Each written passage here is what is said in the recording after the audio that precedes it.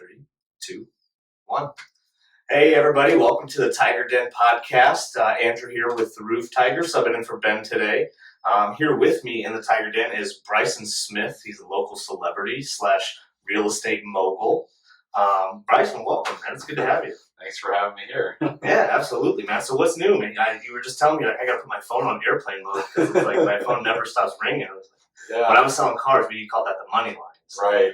But totally awesome. You know, it's great to see how I see your advertisements everywhere, and I hear you on the radio and all sorts of stuff. It's awesome. It's good to have you. Yeah, we just expanded on the radio to all 7 stations too, so that's awesome. Oh, Jesus. Are there 7 stations up here? I only listen to like 12. Right, I know. But I'm listening to just 1 or 2, and we're trying to make that big push this year. So that's awesome, man.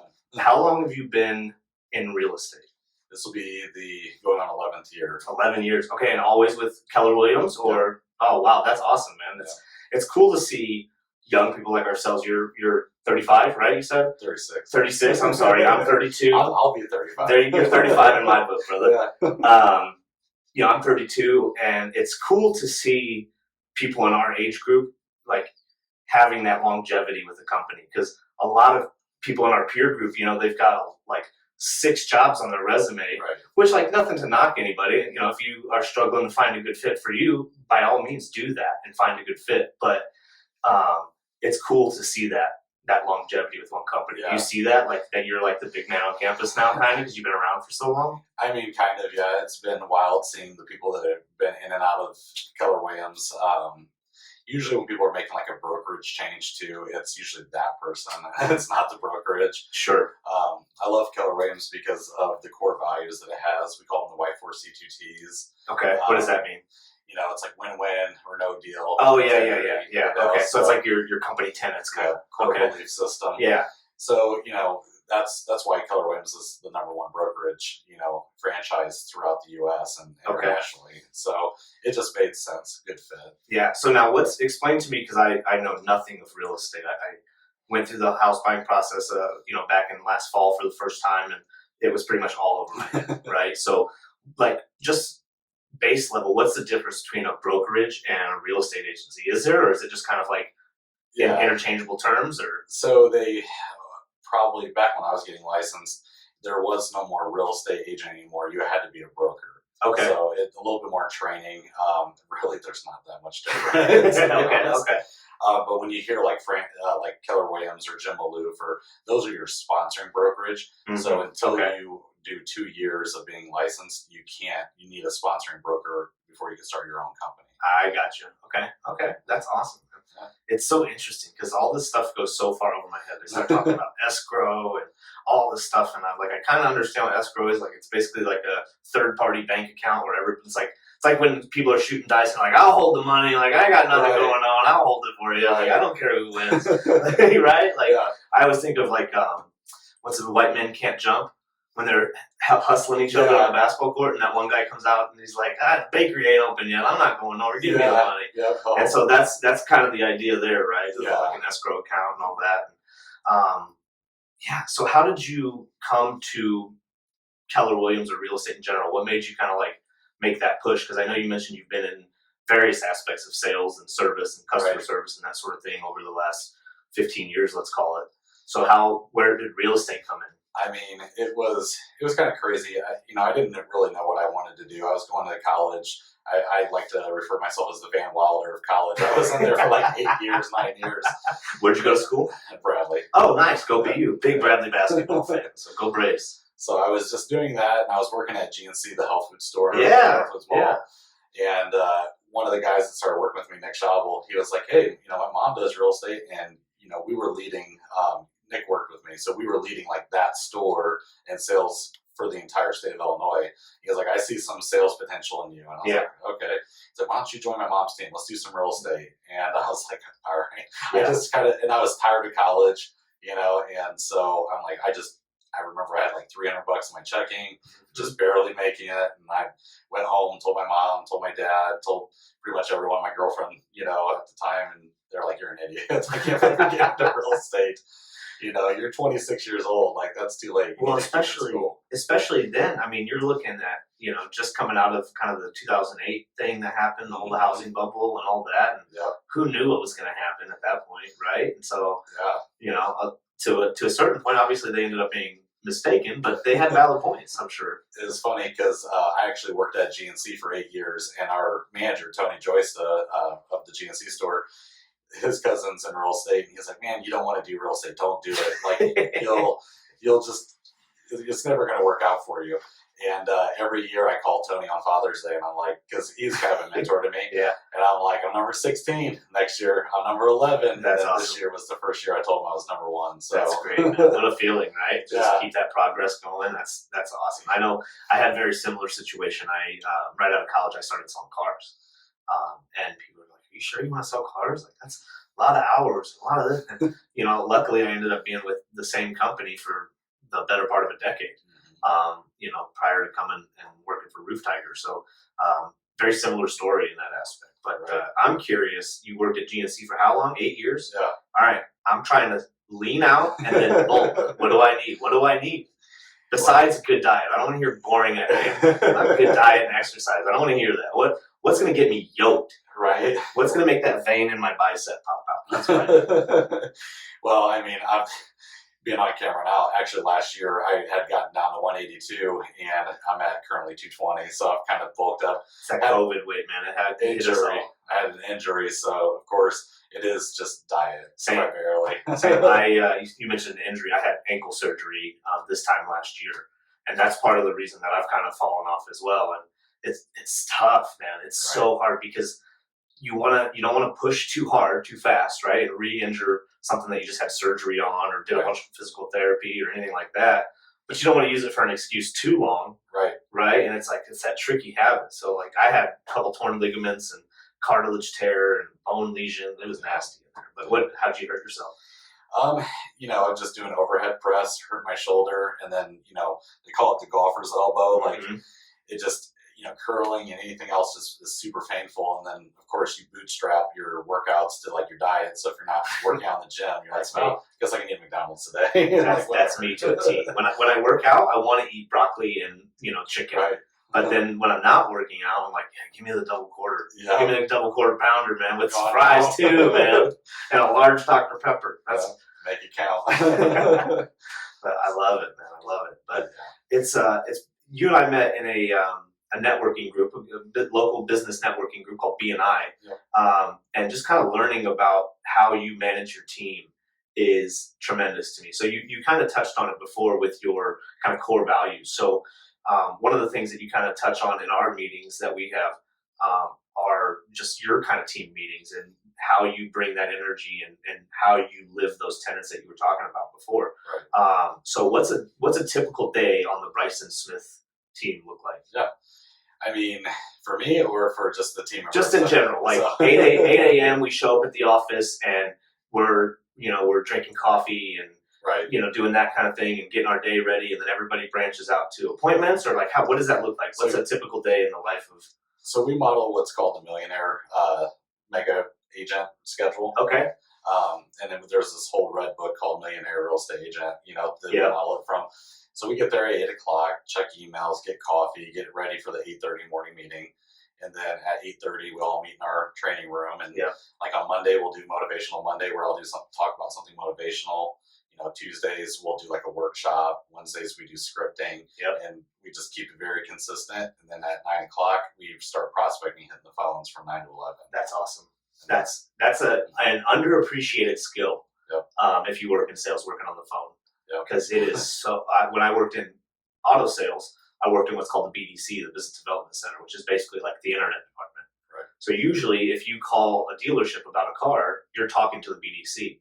So I managed that team, and I'll tell you what, it is a unique skill to talk. Not only to be able to just kind of like muster up the courage to pick up the phone and call somebody who's not expecting it, but then to be able to have a valuable dialogue with that person. Right. Once you get them on the line, right? Like, you guys talk about that all the time, I'm sure. Yeah. And it takes a special person to really just be like, you know what, I'm going to sit in front of this phone for the next 3 hours, and I'm going to call 200 people right now. Right. And maybe 2 of them will answer. One of them's going to hang up on me, but I got a chance to get an appointment and get in front of somebody and ultimately help them, right? And that's what I think salespeople in general kind of get a bad rep. It's like, then obviously there's bad people in every walk of life, right? No matter, you pick a lane, there's going to be a bad person in it. Right. But most salespeople like yourself and me and everybody here at Roof Tiger and on your team, We care. We care, and we want to help you find the home that you want and like, and is good for your family, and we want to help you find it affordably. Right. Right. Right. And I don't think that I don't want to say we, because that loops me in, but people in our industry don't get enough credit for not only the hard work they do behind the scenes, but then once that hard work pays off, that's when your job starts. Right. You know, Right. is getting in front of that homeowner and say, Mr. and Mrs. Customer, I'm here to take care of you. Yep. Like, yes, I'm going to take some money from you, right? Sure. But it's going to be fair. You're going to love the process. You're going to love the transaction, and you're going to be happy in your new beautiful home. Yep. Those are 2 jobs. You Yeah. know, first, prospecting. Second job is your real job. Yeah, 100%. And I kudos to everybody out there, whether you're in real estate or car sales or construction or whatever. If you're on the phone and you're pounding the pavement, kudos to you, because you definitely don't get enough credit. No doubt about it. Yeah, a couple explicits thrown at you daily. I had a few. I had a weird one, being that I worked kind of in the internet department for the car dealership. You get people online all day long that many times there's a button that says, I want more info. Right. Right. And that doesn't necessarily mean I want to buy this car. I'm just interested. Yeah. And one day I'm going to use the name David, right? I got a lead in from David, and I called, and a woman answered. And I said, oh, is David available? And she said, no. And I was like, oh, well, can I leave a message for him? Or like, when will he be available? And she's like, why? And I said, well, I work at such and such dealership, and he requested some information on this vehicle. And she was like, he's 12 years old. And like went on this tirade about how if I ever call her 12-year-old son again, I'm going to be in big trouble. Right. And I was like, look, man, like, I understand why you're upset, but let me explain to you what happened here. Yeah. But yeah, you're right. Definitely, you got to have thick skin. That's for sure. You can't, if no is the worst thing you hear in a day, it's been a pretty good day. Right. My favorite part is when they make fake names, and it's like, Bryson sucks and all those kind of things. I just laugh. I just call. Yeah. Like, hey, Bryson, how's it going? Yeah, My name's exactly. Bryson too. Yeah. What a coincidence, right? Yeah. But that's crazy. So give me like what's an appointment look like for you? So if I'm looking to buy a house, I call you, what's the next steps for me? I call and say, hey, I'm looking to buy a new house and I need the Bryson Smith Team. Yeah. So a lot of times, most agents will just say, "Oh, what do you want to see?" And they just jump to whatever. We like to do the consultation mode. Mm-hmm. We'll bring them in. We'll do a consultation. See what their motivation is. What features and amenities are you looking for in a house? We don't want to just sell you any house. You're not a number to us. Yeah. So we like to bring them in, just like if you were in an attorney's office, they're going to do a consultation with you to assess the situation. And then, we'll pair them with one of our preferred vendors, or, if they've already working with their specific bank and they've got a good relationship, we encourage that relationship too. And then if they're ready to roll after talking to the bank, we get them out there looking and negotiate for them. And we've got a lot of homes not even on the market that we can show them kind of first priority. That's awesome. That's so great, man. And so, do you just have like a big long filing cabinet, like in a cartoon of like every address in Peoria just marked out, and you're just like, it's just going. There's so many folders, right? No, we just use Google Docs. Okay, I'm a big Google guy. Right. I've got the Google Pixel phone. I have a MacBook computer, but I have a Google sticker on it. So I'm all about Google Docs. Right. Our graphic designer, Cassia Tritz, hates it because I'll go on and I'll create like a Facebook cover photo on Google Slides. And she's like graphic designer and like wants to do it in Adobe and all this stuff. I'm like, it's way easier in Google Docs. I'm just going to do it that way. Yeah, we use Google. It's huge in our business. We have G Suite. We have everything that comes with that. Yeah. Google Meets, everything. Yeah, so. It's amazing, and I mean, Apple's kind of the same way, right? Mm-hmm. But everything just links together so easily with Google Drive and all that stuff. You can just upload a folder and send it to whoever you need to. And what we like about it in our business is I can actually take photos of a homeowner's roof or siding or whatever and upload those photos to the Google Drive, and they have access to them. It's super easy. All you do is send them a link. I don't have to worry about sending them a text message or anything like that. It's tremendous for organization. There's no doubt about it. Our mainstays is Google, all Apple. Yeah. I mean, that's how our team runs. It's a requirement if you're on the team that you got to switch to either Apple or Mac or MacBook. Oh, Ben's gonna love that. He's gonna love hearing that. We had a similar conversation when I came to Roof Tiger. So I have two phones now because we're both stubborn. Right. And he wanted me to have an iPhone, and I didn't want to get one, so I have an iPhone now. Let's just say that. I know my buddy Tim loves the Google phone, and I've tried to get him to switch to iPhone. He just won't. Yeah, it's not doing it. It's an ecosystem, is what it is. It's they all do the same thing in one facet or another, right? Like Android has their own messaging platform, iPhone has their own messaging platform, iCloud Drive versus Google Drive. It's all the same thing, right? It's Adidas and Nike. It's parallel. Yeah. But it's just an ecosystem. And which ecosystem do you like better is really what it is. Right. Yeah. It's crazy. It is. So how you are like breaking records, right? In terms of like Keller Williams home sales, right? Yeah, for here, like crushing it. Yeah, in our area, the market center, we've done more than any other agent prior to us in the market center. And in the state, we actually got #1 homes sold, in the state last year. Jeez. And our region, that's tremendous, especially like in this area. Pure, like you would think, if you said, "Hey, who sold the most homes in Illinois?" You would think it would be somebody in Chicago, right, or in the suburbs. Yep, that's tremendous. Kudos to you. That's awesome. A lot more driving in Chicago. It's very hard to be able to. Peoria is such an amazing place. I mean, not only from all of us rallying together and make it a great community, but just you can get to Washington in 10 minutes. You can get to Metamore in 15. It's just so close, and it's affordable living. So that's why we can just sell so many houses, because you can afford to live here, even with the real estate taxes being higher. Yeah. I mean, the sales price of homes support that. Yeah. Now you were mentioning to me the other day that you're on pace or have already surpassed last year. We're actually something like that, right? And if I'm giving away too much information, maybe like blink twice and I can cut this after the fact. This one. No, we're getting close. So last year it was like about 500 and it was 546. This year with what we have pending. It's 10 houses a week. Yeah. That's crazy. With what we have pending, we're right around like the 350 range. So we'll on pace for 800-ish this year. Oh my gosh. And how many are on your team? So agent-wise, there's 13 agents. We have 5 administrative assistants. Okay. And they all have like their specific, Holy role. smokes. That's crazy. Yeah.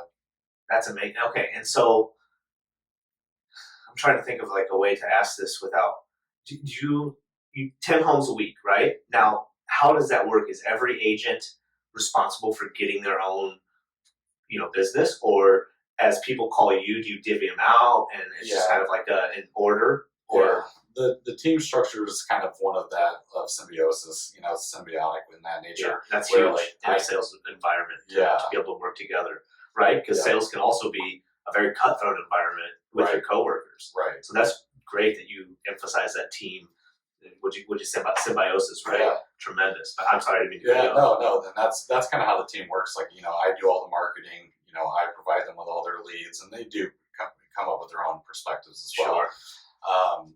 I give them the leads. We do the marketing. We have the administrative assistants that will help them close so they can get back out to selling. Okay.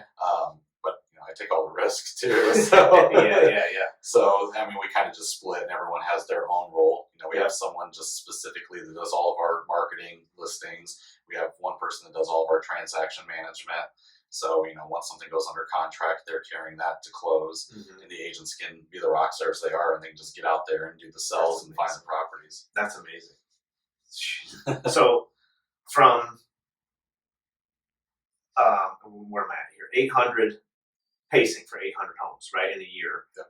Where does that compare to like year one Bryson selling homes, right? Is part A of that question. Part B is, did you ever see that happening? Like, was that when you started out where you're like, I'm going to sell 800 homes in a year? I mean, so the first year when I was working with Nick, I did pretty well. I think I did like 40, somewhere in there, 40 homes. Okay. And then, they encouraged me to kind of be like, get out there and do it on my own, which was, I'm ever thankful for that. And then the first year on my own, I did 104. So I was, and that's in their average age in our area is doing about 30. I mean, I didn't. I slept under the desk at Keller Williams. Yeah. And I knew that I always believed in myself and the team, and I knew we would do like really good things. I just, at that point, honestly, I didn't, if we're talking almost 8 years ago, I never thought we'd be doing 800. Yeah. The top age in that area was doing 400-ish.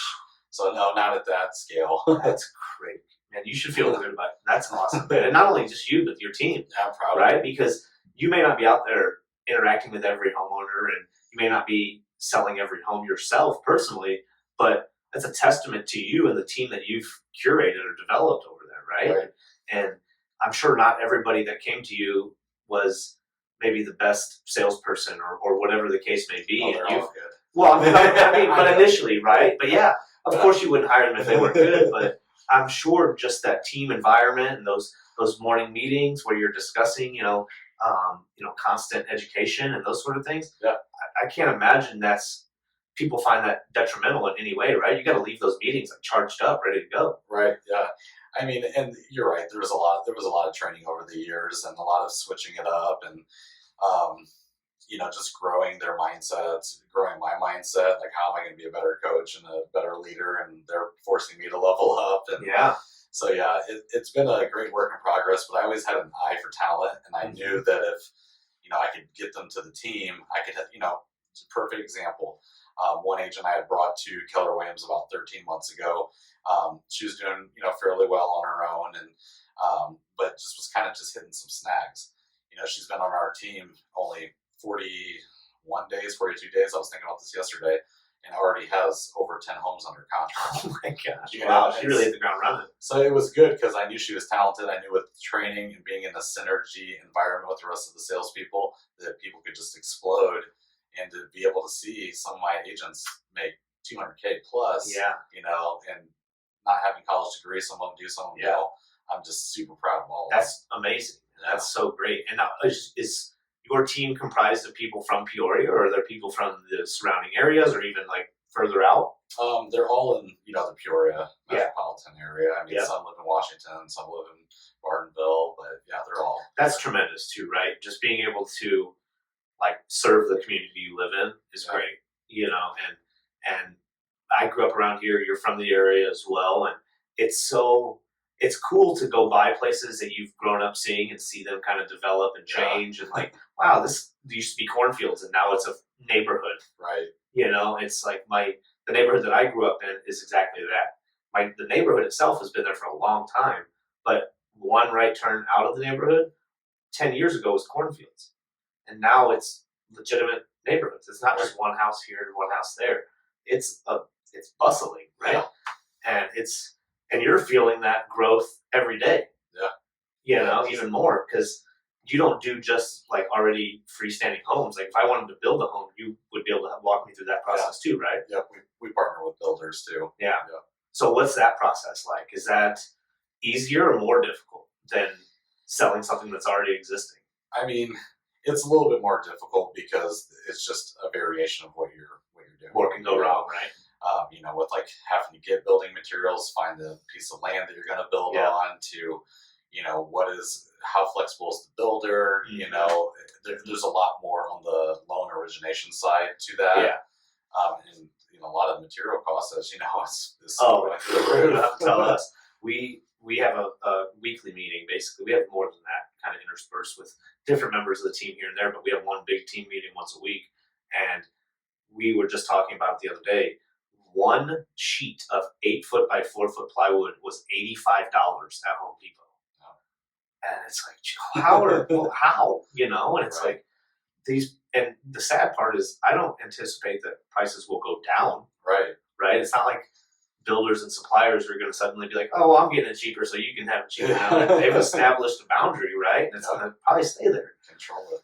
And that's just a ever-changing world of that's kind of unseen to the average consumer, right? Yeah. They just kind of see the ticket price on the house or the car or whatever it is that they're buying, and you don't really see the behind the scenes stuff that's going on. Right. Because even just material shortages, there's also shortages in transportation of those materials and application of those materials, and everything is shorted right now. Yeah. It's crazy. It used to be that you could build a house for about $125 a square foot, maybe Mhm. $135, and now we're at $175. Yeah, I saw a graphic the other day. It said this is $50,000 worth of building materials, and just 2 years ago, in 2018 or 3 years ago, I guess now, it would have built like something like 7 houses, Right. and then or given you the lumber for the houses anyway, let's say, and then now in 2021, it's like 2.5. Right. That's like It's just that's nuts. insane. That's why I always say if you're going to build a home, because we do have clients who want to build a home, I'm like, okay, there's a couple of things up front. Like, how long are you going to live there? Yeah. Is this your forever home? Right. You know? Yeah. And they're like, no, we might be here for like 6-7 years. I'm like, oh, let's go take a look and see what's out there Right. first. You Yeah. know? Absolutely, and that's part of it too. Is that I think gets underappreciated is that consultation, Right. right? Because that's not.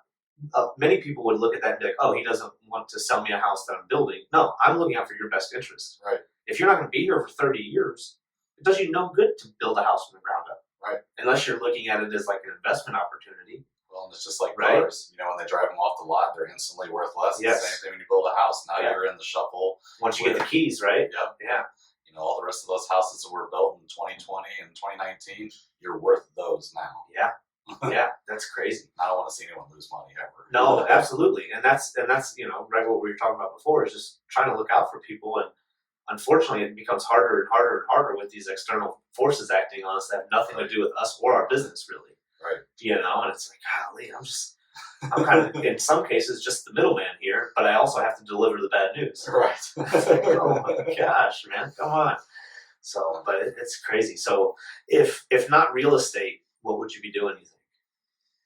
I've asked myself that a lot lately. Yeah. You know? Yeah.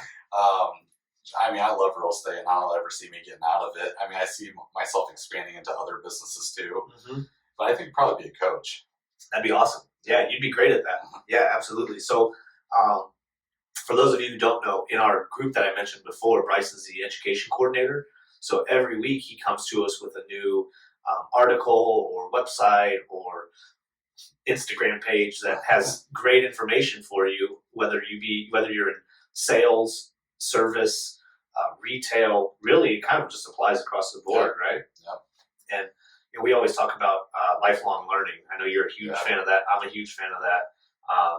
I worked for Lexus for a long time, a Japanese company. They really embody it's a Japanese principle called Kaizen, which means continuous learning. So I've always kind of clung to that as well. Yeah. I'm definitely not the smartest guy in pretty much any room, unless there's a bunch of fifth graders in there. It might be. Maybe there's some smart fifth graders out there. But I always prided myself on being willing to learn, right? And I think too many people, regardless of what age or demographic you fit into, are afraid to look dumb Right. and ask a question. But what you find out is that a lot of people have the same question you do. They're just afraid to ask it. Right. Right. Yeah. And I think you'd be a great coach because you have a great understanding of what it takes to kind of put all those things together, the lifelong learning and the customer service and all those things that you guys talk about. What was the acronym that you used? The Y4C2Ts. Yes. Yeah. The way to embody those, and you really do have to talk about them, right? It's got to be top of your mind all the time because you can know it, but eventually it's going to fall by the wayside. But you got to be actively practicing it, and that's one of the things that I love about those B&I meetings is it's a constant reminder of these 6 or 8 things, and Right. it's not a long list of things to remember, but they're super valuable. Yeah. And it can one thing can kind of just get you through a whole day. You might have a difficult meeting or whatever the case may be, but you think about like you said, what is it, win-win situations, right? Yeah. Like, all right, how do I make this a win-win? Yeah. And it just changes your mindset. People are attracted to that. They know when someone is a lifelong learner. Yeah. Or, they're investing in themselves. Yes, that's a big one, I think. And I've struggled with that myself, being willing to do that, Mm-hmm. right? Like, whether it's just name anything, right? Buying an art supply. Maybe you want to become a painter, but you just you don't have the motivation to go buy the paint supplies. A lot of people won't even take that own chance on themselves. Right. To even just be like, you know what, maybe I'll never make money painting, but it's something I want to do. So I'm going to go buy an easel and a canvas and some paint, and I'm going to start. Yep. That's the hardest part. It's just breaking through those mental barriers. Yeah, and just that first one especially. Oh, I know. The first one's the hardest one, especially. It's getting started, and I got to give credit to Ben because he did all this in a very short period of time just by sheer determination. Yep.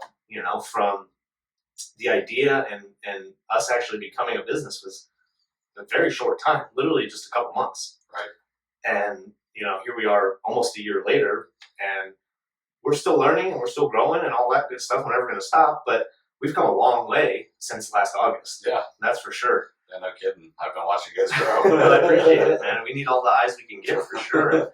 And obviously, having people like you out and speaking our name and getting our reputation out there is super appreciative. And we certainly return that favor any opportunity that we get, and certainly hype you guys up any chance we can when people talk about trying to sell this house, but I got to do the roof first. Well, I know somebody who can help you after we help you. Right.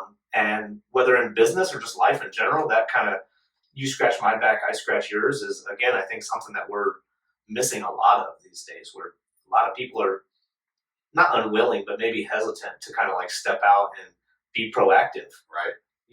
And not put their nose in somebody else's business, but say, hey, Bryson, how can I help you today? Right. Like, what can I do to make your life easier? Whether it's give you a referral of somebody who's trying to sell a house, or I don't know, maybe you need a key cut and you're like, dude, I just cannot make it to Lowe's. Can you go cut this key for me? Like, Right. I think a lot of people are afraid to put themselves in situations to be used, if that makes sense, right? Like, I'm a big Kanye West fan, which a lot of people know, but I went to a concert one time and he gave out this book called Thank You and You're Welcome. It's basically just a short little 12-page book with I'm gonna call them proverbs, but they're not proverbs, right? Just little sayings, right? Musings. And one of them is get used to getting used, right? We think of being used as so bad because it's misused, abused, overused, right? It's being used is a good thing. It means you're valuable. Right. But it's when you get those, those prefixes on there that you run into trouble. Right. Exactly. And that's one thing that I've noticed about you is that you are very willing to kind of go out and help. And I can only imagine if you're a member of your team and I come to you and I say, hey man, I'm struggling with this one, what do I do? Rather than be like, man, I don't know, figure it out, I'm doing my own thing. You're gonna be like, all right, let's sit down and figure this out. Right. Yeah, the giver's gain philosophy. There you go. Yes, giver's gain, exactly. Yeah, there's not just with my team. I still have a lot of agents from Remax, Jim Maloof, even some EXP agents that still call me for advice. That's great. And doesn't that feel good? They always thank me because they're like, I can't believe I can just call the CEO and talk to him and he's going to help me. Yeah. Yeah. I'll give them everything. That's from my team. But, right. But I do. I help them. No, it's great. And being willing to do that is not only, like you said, giver's gain, which explain that to people who aren't familiar with the concept. I mean, just going out of your way to, are you okay? Just going out of your way to help someone, and with nothing in return, you're kind of putting that energy out in the universe, and it always comes back to you. Always, yeah. I remember there was one time on Christmas, I was working late at the office, and not on Christmas, but it was around Christmas time. Sure. And I made all of these wreaths, and I hung them on everyone's door, not wanting anything in return at Keller Williams. They're still there to this day. That's People great. still kind of bring them out. But people that came up to me, they're like, hey, I've got this house that I'm going to be putting on the market. And I'm like, actually, I have a buyer for that. And I'm like, we love the wreath. We want to come down and say thank you. And just the connection of the way that, have you ever read the book, The Secret? I know of it. Yeah. Where you think of somebody, you talk about somebody, and all of a sudden they appear, or something is. I've always lived my life like that. Yeah, it's weird, right? Yeah. It's like when they say your ears ring when somebody's talking about you or something like that. There's weird idiosyncrasies like that for sure that we don't maybe understand or aren't able to tap into all the time. But there's definitely something going on, right? Well, it's funny because the team, I always would say that, they're like, well, I'm going to go show this house. I'm like, we're probably going to sell it. And I'm like, yeah, but I don't know. And I'm like, you're going to sell this house. Like, it's fine. Like, everything's going to go on, right? Or like, hey, I haven't heard back from them. I'm like, everything's going to work out, and they're like, you'd never believe who called me today or anything that's happened. And so now they all kind of believe in this like weird, science of just who are you thinking about? Watch, and the next week they'll reach out to you. Yeah, yep, 100%. I got a buddy like that. His name's Chris Fort, and it's weird because I'll hear a song that reminds me of him, or a book that he talked about, or a TV show that he likes, and every time that happens, he calls me. Yep. And it's like we maybe won't talk for 2 months, but then the minute I see that book that he loaned me, Yeah. my phone starts ringing, and it's Chris Fort, and he's like, "Hey, how's that book?" And I'm like, "I haven't started it yet." Right. You want it back? Yeah. Kind of borrow a little longer. Yeah, when's it due? But just embracing that, just knowing that that's the way the world works. It's just crazy because I never thought I would have that type of mentality. I was kind of very matter of fact mentality. Yeah. And now I'm just like, not voodoo or like weird majestic stuff. Sure. But like I just believe in that stuff. Yeah. Now. Well, it is. Obviously you can take anything to an extreme, right? Like I'm sure there's people out there that have the law of attraction, and they're hoping for a Bentley and it's on their vision board and all that kind of stuff. And more power to you if that's what motivates you. But you have to do more than just have a vision. Right. You know what I mean? You got to have something. You got to put forth some effort. It's not just going to come to you naturally. Right. So I think that's where the giver's gain mentality comes into play, because it comes back to you because you put something out. You didn't just put it on a board and say, "I'm going to have that one day." Right. Right. Whether you realized it or not, you went and got that. Yep. Whatever it is that came back to you.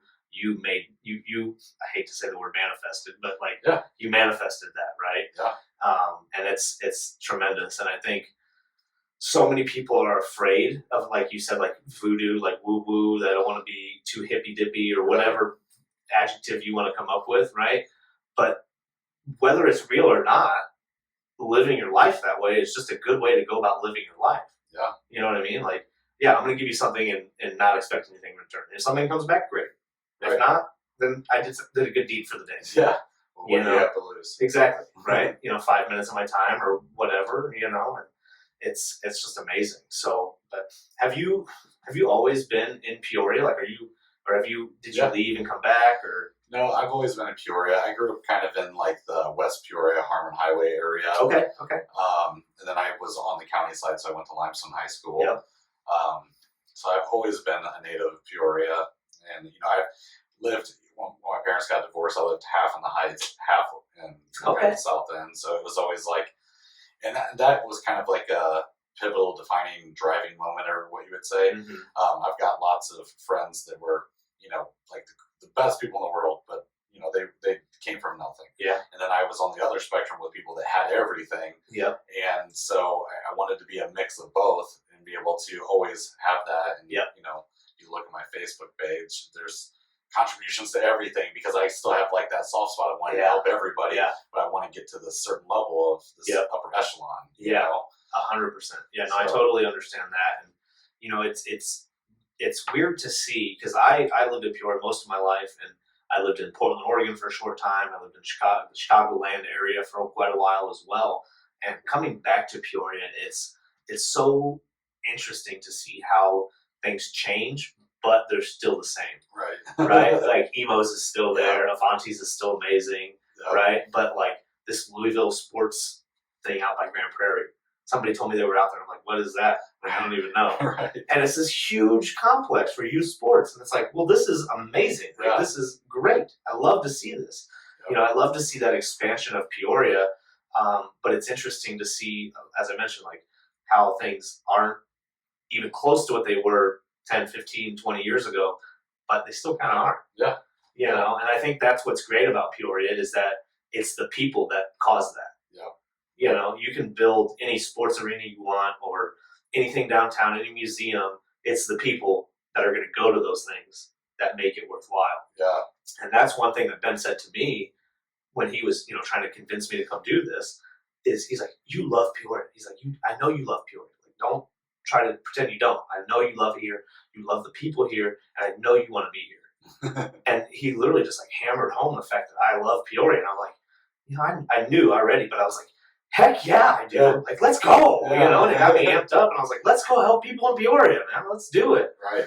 And I think Peoria's unique in that. Well, maybe not. Everybody says that their hometown is the bee's knees and the greatest place in the world, right? But I think Peoria really is unique because it's one of those things where it's like Peoria's on the globe, Right. but it's this tiny little town in the middle of Illinois, tiny, but it's literally a global city in the middle of nowhere, essentially. Right. And it really is unique in that way. And there's so much history here that people don't even know about between, the river way back when they were doing everything up and down barges, and this was a mainstay, and Grandview Drive being called the world's most beautiful drive. And that's where we get our radio stations and TV shows. Like there's all these little intertwined things that. Yeah, will it play in Peoria? People say that all the time. Nobody knows what it means. Right. It's just amazing. And so to see somebody like yourself and like Ben and so many others that are from the area wanting to give back, again, giver's gain, Peoria will give back to you for sure. Yeah. I've seen that in my personal life. One of my hobbies, I'll say, is I do stand-up comedy. I haven't done it for a while, obviously, because it's been shut down and all that kind of stuff. But I started doing stand-up in the suburbs of Chicago, and I did it for probably 2 or 3 years without ever doing it in Peoria, ever. But on Facebook, all my friends said, hey, we want to see when you're going to do stand-up. When are you going to do stand-up here in Peoria? We want to come see you. And, luckily I was able to perform at the jukebox around my birthday a few years ago, and literally like 80 people showed up. And the jukebox only holds like 100, 120 people. Right. And I was like just taken aback. I only did like an 8-minute set, and there was a whole headliner and everything. But I almost filled the jukebox just from my friends and family wanting to support me.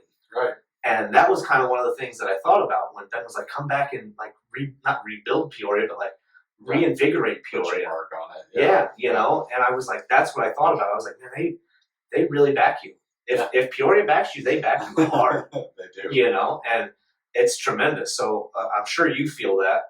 Right, you guys have everybody in Peoria loves you guys, or everybody that works with you anyway. Not that people don't love you, I don't mean to imply that. No. But everybody that works with you raves about you guys. You guys are the premier people in the area for real estate, and you're in the upper echelon. You guys are crushing it, and that's just a kudos to you because I love to see that. Not that I wouldn't love it if you were from St. Louis or Chicago or New York or LA, but the fact that you grew up and you went to Limestone and you grew up here in the Heights part-time, and I love that, right? Because you might drive past a house that you hung out in when you were 15, 20 years old, whatever, and then now you're selling the house. Right. Has that happened before? There's been a couple times, where we've sold homes where I'm like, oh man, I used to party in that house. Or like, anybody that rides with me in the car, they hate it because I'm like, see that house right there? That's Joe and Mandy. Yeah. He's a firefighter. That's awesome. Yeah. Whatever. So nobody wants to ride with me. That happens in the construction business too. That's a big joke, right? Like the construction dads, they always have worked on that house, So very similar, but it's an amazing feeling to know, like especially like I just have this image in my head of like you driving by and they're like in the front yard playing with their kid, their dog, and you're like, I played a part in that. Yeah. That's got to feel pretty good. Yep, that's huge. We've been getting into flipping, and I've got an investment group that, we buy homes, we flip them, we sell them, and just being able to be a part of that and seeing, like, hey, we put all this sweat and time and tears and energy into this house that someone's going to get to enjoy. Our very first, do you know Luke Gott? I don't know if he's... The name sounds familiar. He just bought our very first flip property, and just think about all the memories he's going to be able to make there. Like, definitely warms my heart. Yeah, right. It's in Hannah City, a very good spot. Hannah City is awesome. We shout out to the coffee can out there. They're the owner of the coffee can, Ron Gully. His son is actually like our tech guy. He handles all of our tech stuff. So shout out to the Gullies and the coffee can in Hannah City. That's gonna be a cool coffee shop once it gets opened up. Yeah, all the cool stuff's there. You got Gills, you got the Hog Trough. Yeah, I forgot about that place. Yeah, that's cool. But and that's another thing. It's like you have all these little gems around Peoria, right, that nobody knows about. Yeah. And I almost like it better that way, right? I like the Hog Trough, like to be able to go 20 minutes outside Peoria and get some great food at this small little mom and pop restaurant. Mm-hmm. Not only are you kind of supporting the community, you're getting great meal, probably gonna take a great nap afterwards. Right. But I love supporting like small shops and Yeah. local artists and local businesses, and that's like my favorite thing to do. I've got a couple friends who paint, and I always tell them, like, look, dude, I just moved into a house, just paint me something. I don't care what it is, and I'll pay you for it. Right. So like one of my friends, Brian, he's not from the area, Brian Doby, shout out. He painted me I'll show it to you when we're done here. It's 2 canvases that go together, and it's like a silhouette of Biggie Smalls. Okay. It's super cool. I love it. It's like in my man cave downstairs. I love it. Yeah. And it's just little things like that. Like, just make me something, and I'm happy, to reciprocate that to you. And I hate when people are like asking their friends for discounts, and Right. it's like, no, like, support your friend, man. Yeah. Like, I get that, you maybe want a family and friends deal or whatever the case may be, but if I'm making soaps or candles or something, right, and I'm taking the time, don't ask me for a discount on my $10 candle. Like, pay the $10. Yeah. Like, that should be the easy one. They want to support you. Exactly. Yeah.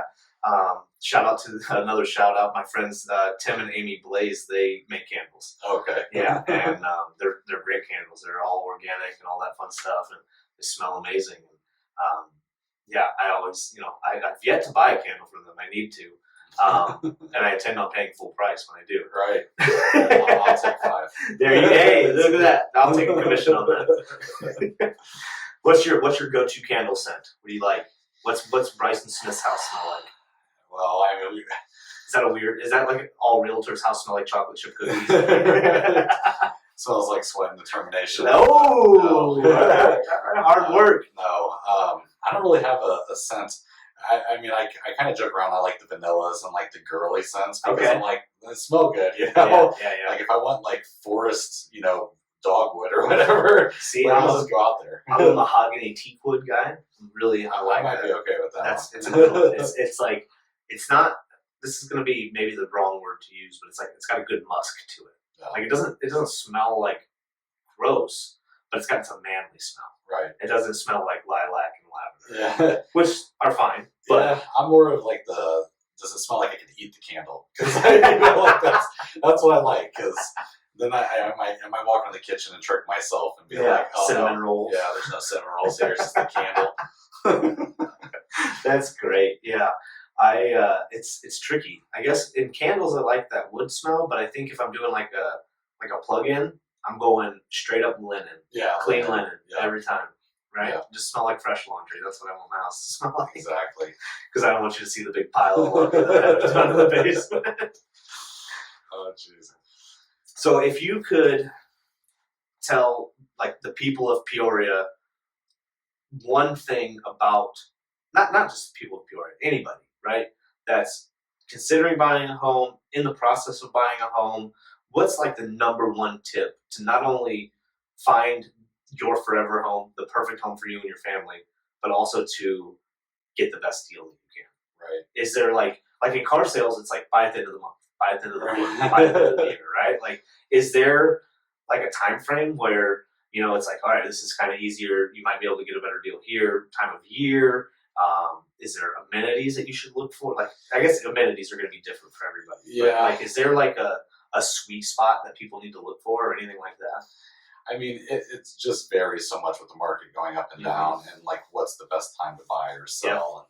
And I've heard that before, like always get cars that are on like even years or odd years. I still don't know which one it is. But I would say the best piece of advice is to, like interview agents and then tell the agent what you're looking for, and then actually listen to them. Yeah. Because there's a lot of times where, and we all get this, it's like, I can do this better than the agent, or I can do this better than my car guy, or I can sell this on my own, or whatever. Yeah. And, they end up getting in their own way and costing themselves money. Yeah. So if you're really listening to your agent, we know how to avoid the pitfalls and all the problems. And, and that's where on my team, we're really good listeners. Like, that's the first thing during the consultation. It's just asking open-ended questions, writing down everything, and making sure we remember. Use CRM, contact databases, so that we can make sure that we can get the client what they want, or listen to what's really important to them. But there's too many times where, the client will say like, well, I need to put the house on the market right now. And I'm like, why don't we finish this up right here? I'm telling you, this is going to pay off in spades. And they're like, well, we got to go. We got to just get on the market. And, of course, we're going to listen to them. And then it ends up costing them more money. Yeah. So just listening to your agent. Yeah. One of my favorite things being in the car business was, you offer up your help. Let me know if you need anything. You don't have to go through me or whatever, but if you have questions, let me know. And then somebody would buy a car without asking you, and then they come and say, "Hey, did I get a good deal?" Right. It's like, well, I don't know. It's too late for me to tell. I don't Right. know. But yeah, you said something very interesting is to interview your agent, right? Yeah. And I think a lot of times we forget as consumers that we have that power, right? You don't just call somebody and then they're automatically your agent, right? You should vet 2 or 3 and kind of figure out who's a good fit for you personality wise and who understands what you're looking for and that sort of thing, right? Is that what you kind of getting at? Yeah, I mean, most people are going to go with the first person they talk to. I mean, we just know that in sales anyway. If you're in front of the customer, they're going to go with you. But I mean, I always bring it back to everything like legal or practicing law, or I always bring those examples in when I'm talking with someone. You're not just going to go with the first attorney. You're not going to go with the cheapest attorney. Sure. And then they really kind of get that. You know, you're going to interview a lot of attorneys if you're getting them put on trial or something. Hey, you're good. Let's go. Yeah, right. Yeah, unless it's Johnny Cochran or something like that. Then, you're interviewing. Yeah. That's a really interesting concept because I mean I did not do that. I went with a buddy of mine who I went to high school with, and he did a great job. He found me an amazing house, and it was very similar to what you were describing, where things were just jumping off the market. He sent me a text at like 9:30 at night and was like, "This just hit the MLS. Like, you gotta look at this." We went the next day, looked at it, and then we put an offer in the next day after that. Right.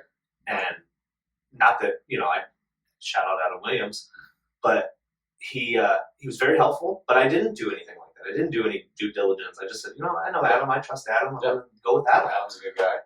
And I probably would have ended up going with him either way because, as you just said, he's a great guy and he's super helpful and support your friend's business and all that fun stuff. But that's a really interesting concept that if you don't have a go-to person like that, do some research just like you would anything else. And I think that's super good advice. Yeah, I mean, and there's amazing agents, not just within my team or Keller, like all over here in the area. So I mean, just knowing and not every person fits with just the right agent too. Sometimes the most aggressive agent's not the person you want to be with. We talk about personality types, DISC personality. I don't know if you're I've done the DISC. So we do DISC. I'm a high I. I can tell. You should let me guess that one first. But yeah, I mean, and that's how we kind of pair with if I'm taking a call from somebody and they're looking for an agent to work with to buy a home. I'm like, who would this best fit with on my team?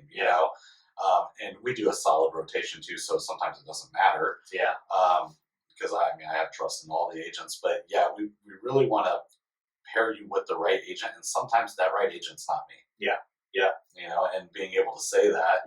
But also with our team is we've always say we're not going to have scarcity mindset. That's great. The next person is ready to buy or sell, and we're willing to help them. So we're not going to if somebody gets away, or if they we say we're actually not the best agent for you. We're not going to force that relationship to make it work. Right. Yeah, no, that's tremendous, and I think that goes back to the question I asked you earlier about how do you kind of determine that. I think that's great that you're not just like, okay, prospect is in, Julie, you're up, and then Jeff, you get the next one, and then Mike, you get the next. I think it's great that you take that time to consider like who's going to be a good fit for this couple or this person. That's tremendous, man. I think that's a real testament to you and the way that you run your team and just the success that you guys have had. You don't sell 800 homes by just pairing people blind, Well, and I've always joked around about our team being the secret agent of Peoria, because most of our business is either past client or sphere of influence driven. And so that's why we've been like hitting the radio hard.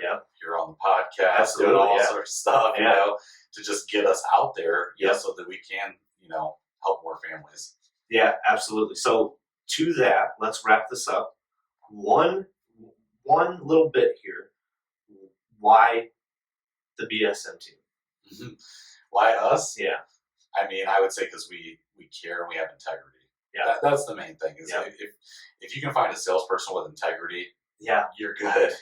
Absolutely. And just the skill, the experience, the people on the team that actually really care about their client, about our clients. I mean, it's just hard to find in sales in general anymore. Just like with you guys, it's all about the customer service. Yeah, absolutely. And we want to build a client for life. I love that. I think that's a tremendous way to kind of close this out. A client for life. I think I heard something very interesting, that contacts become contracts. And that's maybe kind of a harsh way to put it in a sales driven environment, but I think that speaks to relationships in general, right? It's not just, oh, I know this person, so I'm going to try to sell them something. I think those people, you develop those relationships, those people trust you, and then you get to sell them something. Right? You gain that opportunity through the way you treat people. Yeah. And I think, again, you and your team embody that wholeheartedly. So thank you so much for coming on. It's great to learn about you and your team and the background and how you got to where you are. And I hope you guys sell 1,000 homes this year. 800 would be amazing, but I want to see 1,000. All right. And if you hit 1,000, bottle of champagne on me for you guys. It'll be cheap. Corbel or something like that. I mean, like Betsy did. First bottle of champagne to celebrate on me. Okay, awesome. So, thank you so much, man. And if I can ever do anything for you or the team, please don't hesitate to let me know. Okay, awesome. Thanks, brother.